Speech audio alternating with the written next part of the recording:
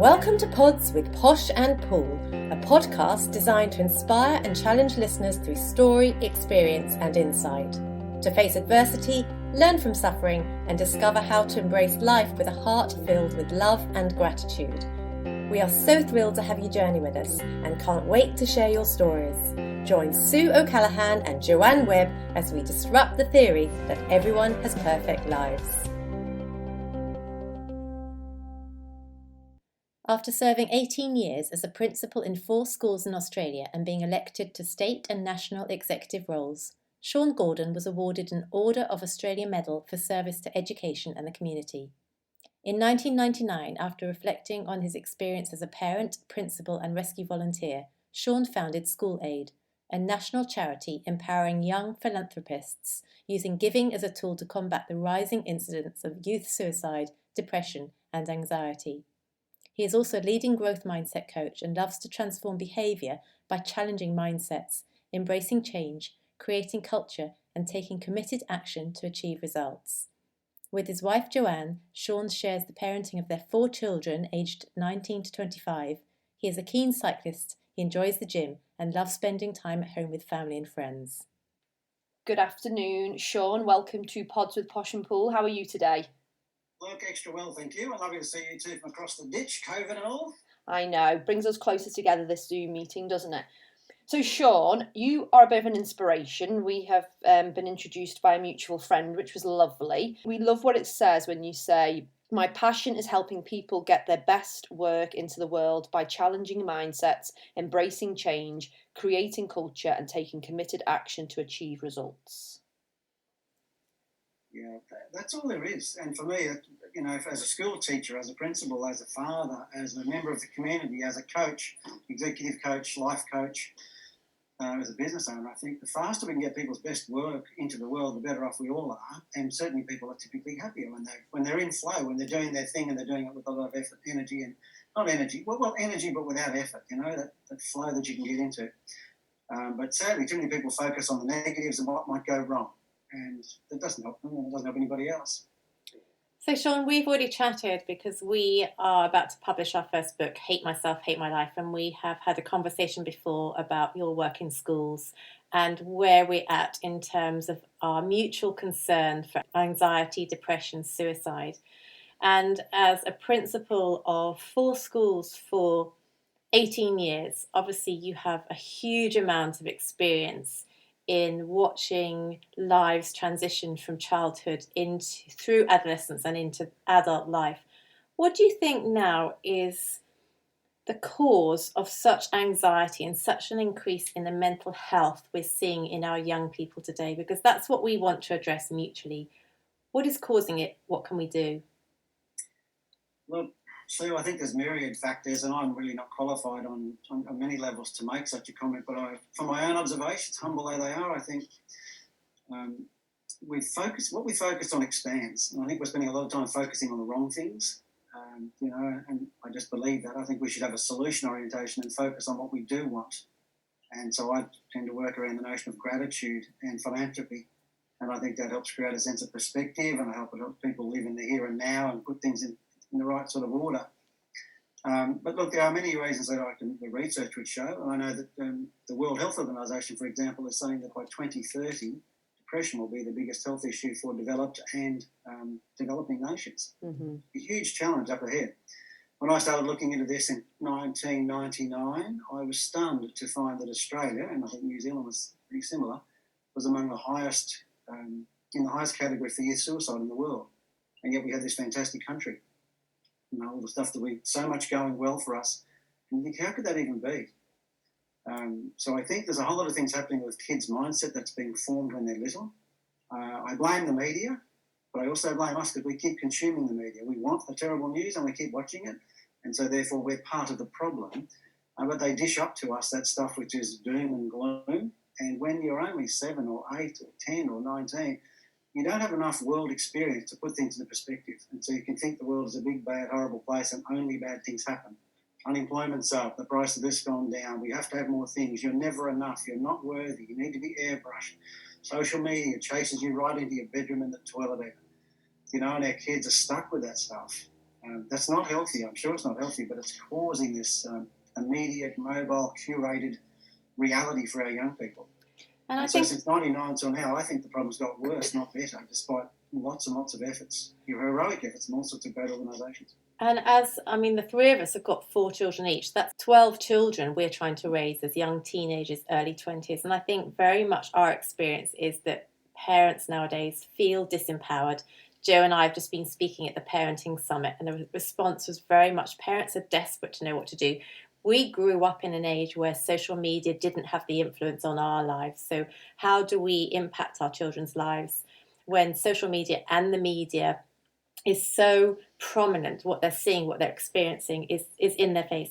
Now, I know that SchoolAid is helping young people through the power of giving. And you say on there, young people who are involved in philanthropy, giving or volunteering are more likely to be resilient, self-confident and have positive self-esteem and well-being. That's what we want. And you've already said we want to focus on where we're going, the positive aspects rather than dwelling on the problems.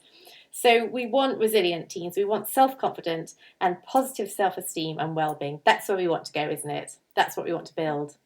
Absolutely.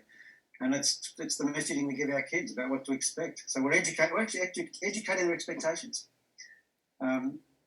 SchoolAid for me started back in, and there's a whole lot of reasons why, but one of the things was a boy in my school, Brendan, who was in year 5, and I just asked him a question in 1999 as he was helping me bring some stuff into my office, and I said, "So, buddy, where do you think you'll be when you're 25? And he said, "Oh, gee, Mr. Gordon, I don't think we'll even be here." And I said, "Oh, what are you leaving?" I hadn't heard. No, I don't think any of us will be here. I said, "Beg your pardon?" Wow. There's a boy in my school in Bega, which is about as close to New Zealand as you can get from Australia. Mm-hmm. Right, Bega, and I said to him, "Mate, this is, look out the window. It's sunny. We live in Bega Valley. It's fantastic. We've got happy cows and really nice cheese and so forth." It didn't cut it for him. And that took me days and days to think there's a boy in my school and there's a kid in my house and there's a kid in your house and they're everywhere who had no hope, who saw no future at age 25. And this is back in the time of Armageddon. But the only way he was getting this information was from the media, but being live and living colour before social media, which I think is even more intrusive, into their lounge rooms. And I remember saying to my teachers, what's the point of teaching these kids maths and English if they have no hope? And I'm surprised they even come to school. It's crazy. When you ask a parent what they want for their child, often the very first answer is happiness, isn't it? Yet, how are we going to provide that for our children? As adults, we need to be role models to show what happiness actually means. We need to be doing things for our own health and well-being also, so our children can mirror that. And you're right, all the information we absorb becomes who we are. And if all that we're doing is absorbing negative news, then it alters the vibration within our cells of our body in a way, doesn't it? Because you can't keep combating that all the time. There needs to be those moments of joy, the moments of happiness. As you say, gratitude is so important. Totally. We shouldn't chase happiness. We have to be happy. That's about being in the moment. People who chase happiness will very rarely attain it. You have to be happy right here, right now. You've got to teach that stuff. That's the stuff of mindfulness that so many educators and parents are implementing with meditation and with just straight-out gratitude practices, Our education organisation or our education enterprise needs a shake-up. As far as I'm concerned, we're too busy and we're too fixated on teaching kids stuff. And I often quote Mark Twain from way back, who said, "I never let my schooling get in the way of my education." And I love that bit. And John Ruskin, who I really think is a terrific educator, as a thinker as well, said, education isn't about getting people to know what they don't know. It's about getting them to behave as they don't behave. But I don't know about New Zealand, we're fixated on tests and numbers, and it's about what we actually can remember at a certain point in time. It has absolutely, very little to do with how we might actually employ that in our real life to solve problems and to have a happy life. And I know lots of people, and I joke about it and say they've got more degrees than a thermometer, but they're not having a happy life. And I coach some of these people. I say, you've got to get into your life right now, who you are, and start and move on. But this anxiety and depression is ramping up, and we're focused on it. And to some respects, I think we're probably helping to generate it. So we don't want to reinvent the wheel. We want to actually focus on what works. Where are we going to achieve success? What can parents do for their children? What can schools do? And if we go back to SchoolAid, you are now involved in over 60% of schools. You have raised over 5.5 million for causes around the world. Where does your success come from? What are you focusing on that works, that we can learn from, that we can take and we can empower our own children with? Well, so we're just part of the solution. It's going to take that classic old cliche, it's going to take a whole village to educate our kids. And we're just one little part of the solution, and we believe we're not even scratching the surface of the impact we ought to be having. But I contested way back in 1999 that if we get kids involved in giving, then they're looking outside of themselves. And kids who are givers, as you quoted a moment ago from me, was they are happy, they are more resilient, they are more forward-looking, and they know that they're empowered and they can make a difference. So they end up with a sense of gratitude. They end up with a sense of perspective and empathy. And all of that without a lecture, without a poke in the chest. If I've seen something on the news, I've seen something that bothers me, and then you've got an institution or organisation like SchoolAid or others through which I can exercise my empathy and I can do something for somebody else in the moment, I'm not disenfranchised. So they make that difference, and that's what we call outreach. They help someone else, but I then say that the kids get, and it's a word I made up in 1999, we give them inreach. That's the benefit they get by being involved in outreach. And that's what I try to say. So they experience inreach, so they feel powerful. They know they can make a difference. You know what I mean? And no one has to lecture them about this stuff. You should be grateful. You think, no. By default, if you realise someone's only getting a cup of rice a day, or they have no breakfast, or you go and help out like people in our groups here, you go and help out with the homeless. They realise they've got a beautiful home. It may not be the best home in the street, but they've got a beautiful home. And so they can see the gaps and they can position themselves better on that continuum of really stuck to really doing well. And with that sense of perspective, I think they feel better. The vibration lifts. Yeah, totally. And I think giving is one of the most, it's quite selfish in a way, but it's the most selfless way to be selfish. And I think that's how some psychologists describe it, because when we give, it raises our feel-good factor. It makes us feel worthwhile. It gives us that boost of, cortisol. It makes us feel good. And I was talking to Sue earlier, because we were obviously reading all about SchoolAid and all the great causes you've helped. And I still remember now in primary school, and I would have only been about 7 or 8, I remember them coming in, and maybe it was something along the lines of World Vision or Red Cross, and they suggested that we go and do something to raise some money, for the famine in Africa, and they showed all these children and how we could help them and how so much money would get them some vaccines or get them some food. And we all went off and did things like sponsored fasts and sponsored silences. I wasn't very good at that one, by the way. But we went away and we put all this money in this little envelope, and there was a beautiful picture of this beautiful, African baby on the front. And I still remember this day how good it felt to give that money away. That, I didn't want it to buy lollies. I wanted to give it to that cause. And we underestimate our children, actually, don't we? From a young age, they have empathy. And we should be building on them kind of feelings rather than all that negative stuff. Totally, it's focusing on the solution. So we've had kids in New Zealand supporting us. We had the New Zealand Primary Principals Association just supported our largest appeal for the bushfires over here. It was a beautiful, generous, trans-Tasman sort of scene. But from a kid point of view, we see things that are going wrong, and we've created a crowdfunding platform so that kids can be involved in philanthropy in a place that's safe. They can drive their own campaigns. They can say, this is me, this is what I'm concerned about. Or they can amplify their entire school program and say, well, our whole school's doing this thing, and kids can front that. It really does give them an extra lung in terms of how they feel about themselves and their ability to make a difference. So all we've done is facilitate their natural sense of empathy. But as they research and as they try and do certain things, they grow a whole lot of skills. They become little entrepreneurs. They've got to do some marketing. They've got to have a think about how to promote the thing. They've got to involve some of the nerdy kids with the online bit. They've got to involve some of the artistic people with their backdrops. They've got to involve some of the music people with a little bit of a jingle thing, maybe. They've got to do a little video. They've got to push their campaign. They have to deal with disappointment if they shoot for a target and they don't achieve it. You say, well, let's dust yourself off and have another crack at that. If it's worthwhile, it's worth going again. And they've got to develop this resilience. Resilience is key, isn't it? Resilience is amazing, because actually what you're doing and you're suggesting is that children are looking at the problem, they're finding the solution, but there's a whole journey along the way, and it's that journey that develops resilience.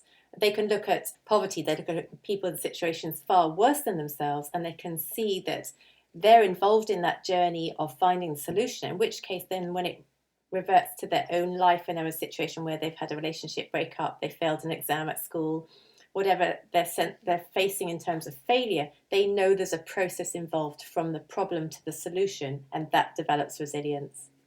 Resilience, exactly right. They have hope and have optimism. So we sort of hope that the output of our education enterprise is that these kids become hope-filled, forward-looking, resilient, well-adjusted and successful adults as members of the community, and that they then perpetuate that with their own kids. But we just get so stuck. You mentioned about asking parents what they want, and for parents who are listening, I did survey my parents many times. The number one thing they said was health. Number 2 was happiness. Number 3 was friends. Number 4, being smart, being brain surgeon came back number 6 or 7 or 8 if it came in the list of 10 at all. But if you look at what we talk about and what we celebrate about education, it's all about a number of how much someone knows. And a lot of those kids then end up with this poor old shopping list mentality at year 12, saying, well, because I got this number of this point score in my knowledge acquisition, not my application of it necessarily, I now got to be a vet or a doctor or a lawyer, even though they may not want to do that. They may not be their passion. And become adults who are working somewhere, it's not their purpose, and they're unfulfilled. And I coach some of those people. We need smart people in every walk of life. So it's about finding your purpose, and it's about helping kids get on track for themselves and sort of following what their career might look like, and what are their strengths and what are their likes, and put those two things together. And then you're likely to say, this isn't work. Like, I don't think a musician would say on Sunday afternoon, if a great song came to them, I better wait till 9 o'clock Monday when I log on to just sort of put that track down, But other people are waiting for hump day. If you're listening to this and you're waiting for hump day and Wednesday and live for the weekends, I think maybe you're in the wrong place. Yeah. Maybe you need someone like me to help shake you up and say, what is your purpose? Let's get you where you belong. Then you won't care. Then you never have to work another day in your life. Yeah. We've got little kids who come into our group that's run by one of our directors, Narelle Barker, in Sydney, and we have these kids ambassador team meetings. So we take young primary school leaders, we take 12 or 15 to a corporate boardroom, and we discuss the world and how to make it better. And you wouldn't believe the stuff that comes from these kids who are 10, 11, and what they do, and they compare notes, and they're from the various sectors of education. They're sitting in some of the top boardrooms. We've sat in Google, we've sat in the Sydney Town Hall, we've sat all over the park, and the corporates love to have us. And the kids just chew the fat, and they say, well, we could fix this, and we should try that. And when they finish their 2 years with us, the debrief session, we're about to have one at Taronga Zoo, another one of our partners, we'll be having that in November. Every year the kids say, when I help other people, I feel happier. It makes me feel good. I realise I've done this stuff. So, they're actually involved in real and genuine giving.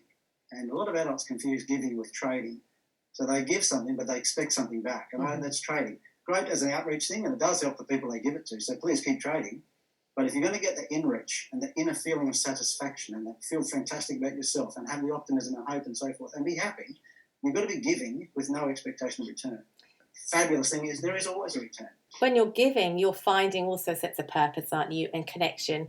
We've just been to see David Attenborough's beautiful film, which is his life testimony at the age of 93. I don't know if you've seen it. He's made his testimony based on his research in life on Earth. But it's beautiful because he talks about, obviously, how the planet's being destroyed. He talks about the ice caps and everything we've seen before. But other than the doom or gloom, he then talks about what we can actually do to create a planet where it's sustainable, where we actually not making the human population extinct. And when it transfers from the problem to the solution and you actually feel, gosh, I can actually make a difference. Even though I'm only one person in the 7.5 billion, I can impact the world by small changes I make in my life. I'm not helpless. I'm not powerless.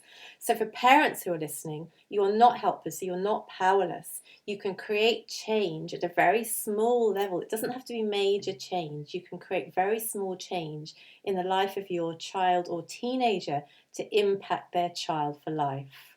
And as you talk about, it's the power of positivity. It's getting them involved in a world of giving outside of themselves, outside their own small little world. But small change, we're not asking for big change, but you as parents, as listeners, can create just tiny bits of small change in your child's life. Totally, absolutely. And it's about to change paradigms and to change beliefs and so forth takes consistency and repetition. And that's how we got our value set and our beliefs about this right now. And I spend a lot of time with corporates and individuals working on this. And you can change your paradigm, change your belief set, and you can make massive shifts, but you have to do that with consistency over time and significant repetition. And parents have to be mindful about it. They have to be deliberate about it and say, how can I counter the negativity and the consumeristic messaging that our children are getting, and they are getting it from everywhere they look. You're not good enough until you've got this, rather than let's really love the fact that I've got this and, I'm striving. Don't stop striving. Don't stop looking for more and for growth, but have the excitement about the hope of what's coming, but be in the present. Yeah, yeah. I was in East Timor in 1999 after the Indonesians left the place there, and I was went over as Jose Ramos was in Zagreb, and I was on this UN flight, got into East Timor and was stunned by how little there was. And I met this little boy there who would have been no more than about 8 or 9 years of age. And I heard from my interpreter that he'd been up in the hills hiding for weeks while this terrible stuff was going on. And he had a little black thing on his arm that was a sign of mourning.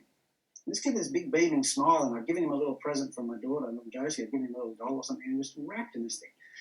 And I said, he looks so happy. And the guy said, he is. He feels hopeful. The future's going to be great. This little thing you've given him is amazing. He's so happy with that. And he'd seen horrible things. He'd lost his mother, and the mother had been abused. His uncle was taken out in a boat and dropped in the harbour. Was never coming back. Terrible stuff. And I said to the guy and to our team at the time, I'm going to jump on this UN flight and go back to Australia. And, from sitting here in East Timor, I assess this kid's chance of self-harm or suicide is zero. He's hopeful, happy, looking forward, despite what's happened.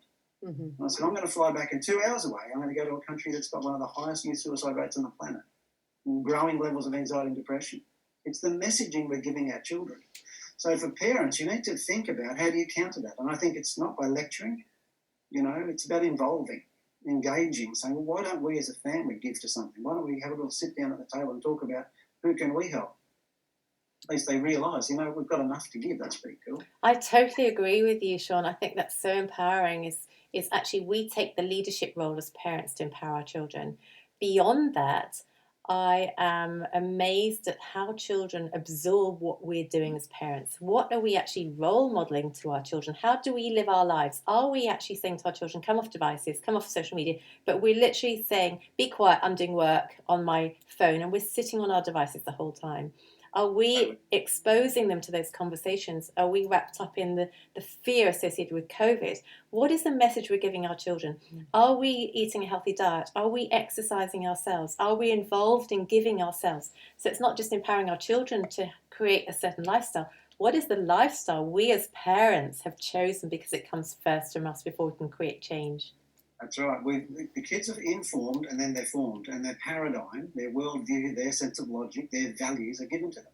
If I took you, Joe, at age 18 months from New Zealand and popped you into Syria or Cambodia, you'd speak a different language, you'd have a different religion, and you may be prepared to die for certain beliefs that you don't have now, even though it's the same DNA. And so where we put people and what we surround them with is critical. And a lot of families are frightened. They're not prepared to be proactive. They're not prepared to be strident with their kids and say, no, that's not how we do it in a family. I'd pick like an example. I had a talk with a bunch of parents at maybe it was an interview thing as a principal, and I said, we teach honesty with our kids, and you won't be surprised by that. It's a value you want us to teach. So we teach that stuff. And I said, but the minute you can undo it all. The minute you go to the show with your 12-year-old kid and it says kids under a 10 are half price, and you nudge your kid and say you're 9, everything we teach about honesty, right in that minute from what you did, your behaviour has undone everything we've tried to teach. Yeah. So it's, we've got to be consistent, and we have to have a clear messaging for sure. What do our kids get? You're going to be on social media yourself and blame me. I'm guilty of it, but I saw a post the other day from a family going to the beach. Great family day out, and the photo, I said to my kids, look, Mum's taken the photo and posted it. Fancy, she's on the phone. Dad's, I've taken another photo somewhere else. I saw a different post from him later. And both the children on the rug at the beach were on social media. They weren't even looking at the sea. They weren't talking to each other. And I thought, that's the family. Mum's posting about the fact that we're at the beach and how wonderful it is. Both the children are not talking to each other on separate screens. It just struck me as...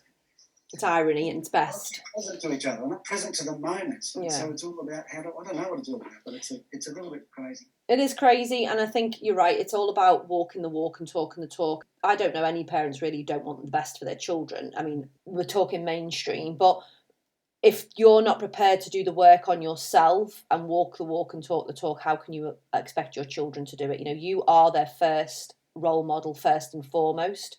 It all sinks in, it's all there, and you're just setting that groundwork and them stepping stones for their future, aren't you? Totally. So I guess I give advice about being there, in that the gratitude thing's powerful. Giving is the most incredibly powerful tool, and we use it as a tool. So happy days for whoever receives the output, but it's for the development of our kids' hope and optimism that we say, if you get involved in giving, you go on that journey that grows you as a human being. That's what SchoolAid's all about. I recommend, and even with all of my adult clients, I give all of them a gratitude book, and I ask them to fill it in every day. So preferably morning and night. Just put down 6 things for which you're grateful. And the research is very clear on this. People who look for and start finding things that they're grateful for, they actually feel better about the world, and they start scanning. Their mind starts looking for more of that stuff, and that puts them in a better place. And all the negativity and gratefulness can't really coexist in our mind. We focus on about one thing at a time. And so I say, be in the here and now. Like, you're only here. This is all we've got. Right now, I'm totally with you guys. I can't be somewhere else. I've got hopes and aspirations and dreams, and I should pursue them with all the energy I've got, and I will. But right now, I've got to be here. And I love this stuff. I'm talking to you. And I had one client, and you'll get this, who said, I just don't know. It's hard to fill this thing in. 6 things every day. And I said, look, if you're struggling for inspiration, pop on over, and I'll drive down to the cancer wood with you. We'll just sit there for an hour or so and see what happens. See if you get some inspiring thoughts about how lucky you are and what you might be grateful for. Or maybe we could go down to where the people are training for the Disabled Olympics. And you've got a perfectly healthy body with everything, so you can do everything. Maybe you'll get some inspiration there about how grateful you are for the ability to walk. Yeah. And Sean, it's often starting small, because I remember being at the darkest place in my life, and I'd had 3 children abducted, and I was pregnant with my 4th, and there was no hope. I could see no hope. We all need hope. And actually somebody said to me, write a gratitude diary, write 10 things every day. And I just thought 10 seemed absolutely overwhelming. But all I could think was, well, the sun had come out, the rain had also come, so that was watering the plants. I actually was breathing oxygen, and it was little tiny, tiny things. But as my focus changed and I started to look for the positive things, it took my attention off the negativity in my own life, all the destruction that was happening to me. And those 10 things grew each day into bigger and bigger and bigger things until I lived in gratitude. And now I walk out every single day just mesmerized by the beauty of the planet, by just everything that's come into my life, my friends, and the lifestyle that I lead. So it grows. So we can, again, start small. You don't need to think of big things to be grateful for. It could just be that your legs walk that day and you're able to walk down the road when somebody else hasn't got legs. Start small and it will grow. It's like building resilience, isn't it? When we're building resilience, we might only have a certain amount of it at the beginning, but the more, as you say, when you're working with your children and they may have some failures, and then they might have to think how to redo things. Well, they're building resilience. And gratitude's a little bit the same. The more we can be grateful, we're just reprogramming those neural pathways to our brain. And then when we do hit crisis, when we do hit adversity, when something comes our way that knocks us down, when we're down there, our brain instantly wants to go back to being grateful. It doesn't want to stay down there, and it's such a powerful tool to use. That's been proven now. The research is pretty clear on that. I mean, if you can live in the present right now and be happy for what you've got, you're so far ahead, because so many people, I think a big part of the problem is they're so unhappy about what they don't have. And that's focusing on what I don't have. I don't have that pair of jeans. I don't have that particular phone. I don't have that particular Xbox. Whatever it might be that we're told we require from the ether that tells us you need this and then you'll be fulfilled, it's over the horizon. So I'm going to be disappointed. But if I can switch it to be grateful and say, it's so good, I've got this bike, this car, this phone, whatever, this body for now, and live in the moment, I can be happy with that. And yes, I look forward to other stuff and strive. But we lost, does it make sense? We lost about what we don't have. Yeah, totally. That leaves us permanently dissatisfied rather than focus on now. So to start with gratitude, I can't think of a more powerful strategy than, as a parent, to wake up and say to the kids, what are you happy for today? What's good for you? Even if it sounds really horrible, okay, someone's bullying you, that's terrible. Let's work on that proactively with the staff and say at the school, but what's good? Oh, well, I've got this friend, fancy that. And, I've got this interest, this hobby, this, whatever I'm doing. I love the fact you also talk about deliberate activities underpin results that we can have in all aspects of our life. And you've talked about thinking, vision, decision making, and also goal setting. You've talked about the power of positivity. You've talked about giving. So actually you're delivering for the listeners and Joe and I powerful tools that we can actually use and implement. Be strategic, think, plan, see the result of decisions you make as parents, the consequences on your children. It's actually being proactive. It's not sitting in helplessness, which is so easy to do as a parent today. There's so many tools you've given us there, Sean, that we can focus on. As a parent, there must be similarities. As a parent, you're delivering to your children skills and tools and strategies, but also as a head teacher, as a principal, you're delivering to your teachers a mindset. How do you create that mindset to create change in leadership positions? Because as parents, we're leaders, aren't we? People think that leaders are just head teachers or CEOs. We're all leaders in our field of influence. As a leader in your professional career in business, in creating strategy and change and principalship in schools, how do you create change and create a culture of positivity to influence others? So I'm out of it.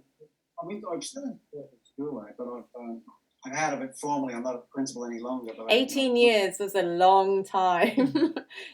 The data apprenticeship, and I had a look, and I've taken those insights and those learnings, and a lot of things I'm doing with adults and even with people running businesses around some of the stuff that went wrong in terms of their child development. But I run a program called Thinking into Results. It's international. I run it with people from any country. I run it over Zoom, and I help people understand where they've come from and why their beliefs are such, and what's caused them to behave the way they behave, to therefore get the results that they get. And when they run through this program, and it's longitudinal, because change takes time. Old habits take a while to change, and I've got a program that works. Over 24 weeks, I can help people get to a place where they realise that they've got a lot of habits and beliefs from someone who loved them, but they are habits and beliefs that are not functioning for them in the current time, and they need to get rid of them. And that, most people try and change behaviour, and that takes, real intensity, like when you're going to go on a crash diet or give up smoking or something. Unless you've shifted your behaviour and your beliefs first, you'll usually fail and go back to your old thought habits. The intensity lasts as long as your willpower. And for some people, that's a day, on New Year's Day. Sometimes it's 3 months, whatever it might be, but then they go. But if you want to change a paradigm, if you want to change your beliefs and where you're at, you need to have consistency. You probably need support, and I'm a person like that. And you need a program that works, and then you need consistency. See, most of the stuff that we do is easy to do in terms of changing habits. It's also easy not to do. It's the simple disciplines exercised over time, the cumulative effect of the simple disciplines over time that takes people to where they want to go. Whereas, so the discipline, I say the weight of discipline is very light, but it means you've got to say, I'm going to go to the gym instead of sitting on a couch. I'm going to forego the second muffin. I'm going to have less wine, less beer. I might not drink a couple of days during the week. It's easy to do, easy not to do, but it takes a little bit of, that simple discipline. The opposite is a simple error in judgment, where people over time keep making a simple little mistake, easy to make, easy not to make, but they keep making it. And on day one, it won't harm them. Day 50, it probably won't harm them. But the cumulative effect over time can be, in terms of health, for example, if someone who's wanting to release a whole lot of weight, who's got himself to a place of the doctor saying, you've got diabetes, or you've got heart disease, or you've got something that was preventable. The weight of that regret from a little action that you've repeated for years will crush you. So I like to get people that can say, what's the belief that you're holding? And let me help you identify it and then change it with a proven strategy. When we help people find their underlying beliefs and then they choose of their own accord to change them, I'm telling you, everything changes. Their business becomes more profitable. Their relationships improve spectacularly. They feel happier. They're more engaged. They find time and energy because they find their purpose. And so then they learn to make decisions and say, well, no, I'm not going to do that because it's not taking me in the direction that I wish to progress. Pride, I'll take on everything. There's shiny things all over the place. And so therefore they're not making any real progress anywhere. And sometimes the old habits keep dragging them back down. Yeah. To this point. It's all about living consciously, living mindfully, thinking about the decisions you're making and changing those subconscious beliefs, isn't it? Like what you've just said. And because most of our subconscious beliefs are already made by the time we're 7 years old.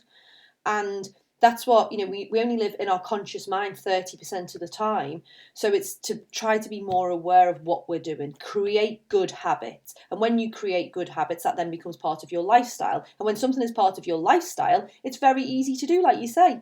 And I love also the fact that you've put emphasis on longevity because you're talking about a 24-week cycle. Joe's just competed in a 100K ultramarathon. You can't do that overnight. So we live very much in an instant society. We want instant results. If I'm going to lose weight and I give up chocolate today, I'm not going to lose weight tomorrow. I've got to look on a 24-week plan to changing my life.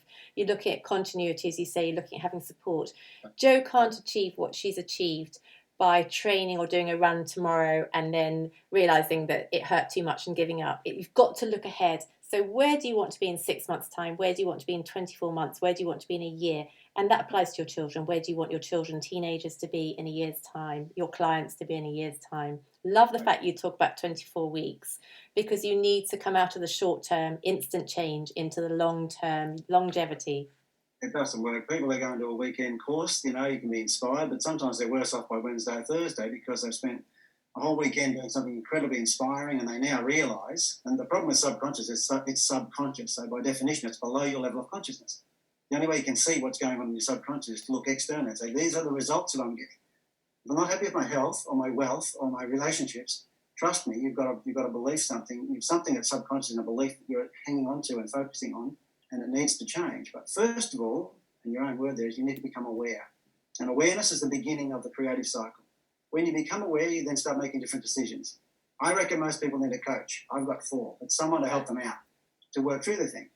And then you need to, and I'll advocate working on the inputs, not the output. I'll say work on the rituals, right? So for Joe to get in that event, I'm racing on Saturday, my first bike race at my tender age on Sunday.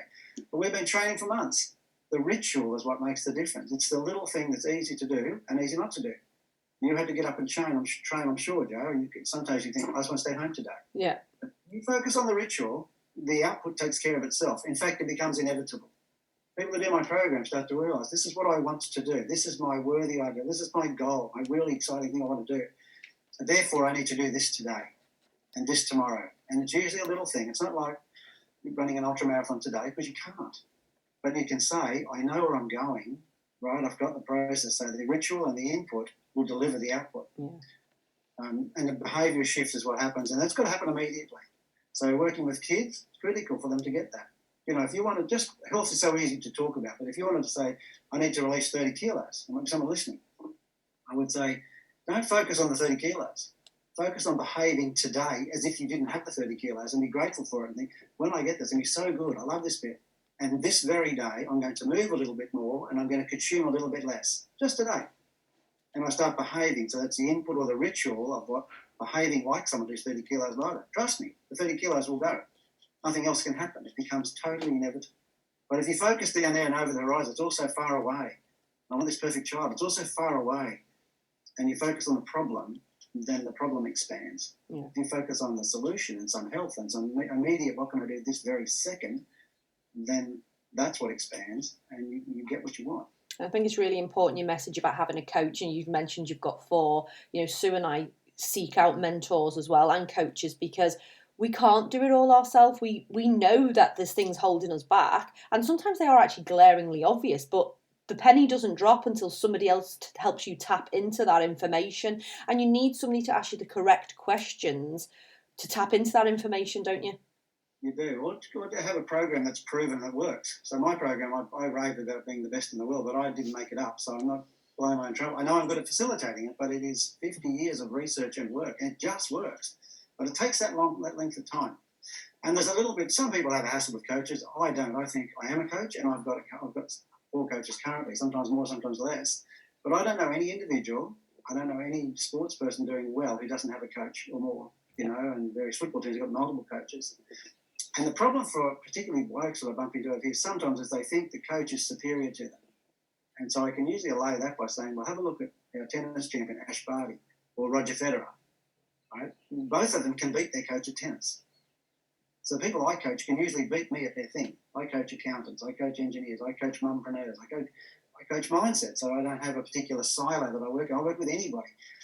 But I don't beat them. They're way better than me at their thing. And I say, you better be good at that. That's the technical know-how. That's the stuff of your high school certificate score. That's your university degree. You better know your stuff if you're an accountant. You better know how to count. That will help.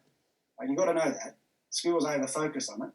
But to Mark Twain's point, or John Ruskin's point, what you believe, your education is about how you use what you know.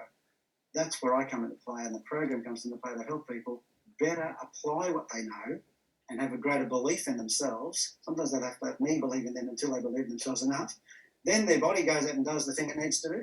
Simple little actions every day, and their results change magnificently out of 3.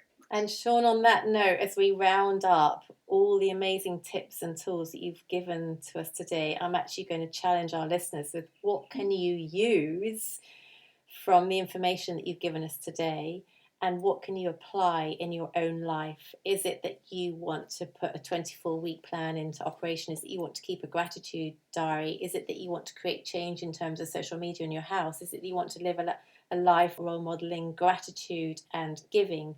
There's so many beautiful little nuggets you've given us to use today to empower us. My sense of gratitude is actually listening to you today. You've got so much to share from your extraordinary life experience, the work that you've completed, the family you've raised, and the wisdom that you've learnt. So from Joe and I, thank you so much for the time that you've given us today. I know your time is extremely valuable. You're an absolute blessing to us. I know you're doing so much to create change in your own environment in Australia and worldwide. So thank you on behalf of us and also the listeners today for joining us. So, Joe, it's been a pleasure speaking with you. And if anyone listening wants to find me, I'm at my name, seangordon.com.au.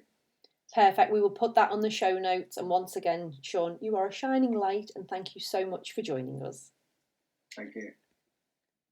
Thanks so much for being with us today. For us to inspire others to live their magnificently imperfect life, please subscribe and leave us a 5-star review on iTunes or on your podcast app. You can also follow us on Instagram and Facebook at Pods with Posh and Paul. We can't wait for you to join us on our next episode. Love, light and peace.